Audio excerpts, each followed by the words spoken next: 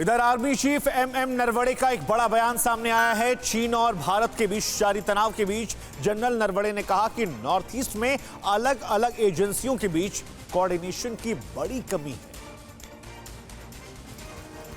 चीन के प्रभाव को कम करने के लिए आर्मी चीफ नरवणे ने रीजनल और इंटरनल कनेक्टिविटी पर जोर दिया है। इंडियन आर्मी चीफ ने कहा कि चीन के भारत के पड़ोस में बढ़ते कदम और चीन की हमारे विवादित बॉर्डर पर यथास्थिति में बदलाव की एक तरफा कोशिश ने तनाव और अविश्वास बनाया है।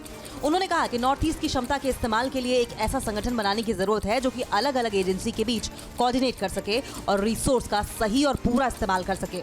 Army chief general MM Naravane ने थिंक टैंक यूएसआई के एक कार्यक्रम में कई अहम मुद्दों पर प्रकाश डाला। अगली बड़ी खबर का रुख करते हैं। सऊदी अरब और भारत जल्द ही द्विपक्षीय सैन्य अभ्यास करने जा रहे हैं। अब तक के इतिहास में दोनों देशों के बीच ये पहला युद्धाभ्यास होगा।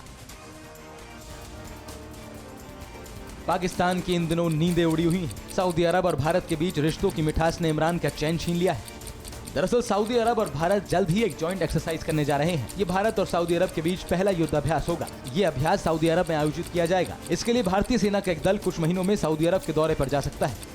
भारतीय थल सेना प्रमुख के दौरे के बाद सऊदी अरब ने अपने विदेश नीति में बदलाव किया है। पहले सऊदी अरब अपनी सेना को युद्ध की बारीकियां सिखाने के लिए पाकिस्तान और अमेरिका के भरोसे रहता था, लेकिन अब मोदी सरकार की विदेश नीति के कारण सऊदी अरब अब भारत के साथ आ रहा है।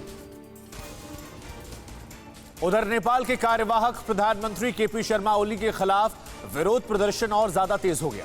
ओली के विरोध में लोग फिलहाल सड़कों पर उतर आए हैं।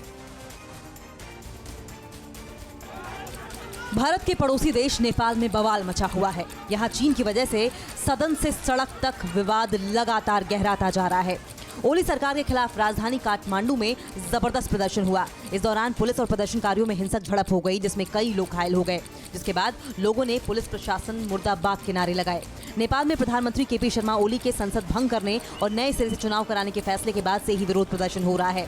प्रचंड गुट की मांग है कि संसद को बहाल किया जाए। प्रचंड गुट ओली के फैसले के खिलाफ भारत से भी मदद की गुहार लगा चुका है। वहीं नेपाली कांग्रेस ने भी ओली के खिलाफ मोर्चा खोल रखा है। न्यूज़ टॉप 9 रोज सुबह 7 बजे और शाम 7 बजे सिर्फ TV9 भारतवर्ष पर।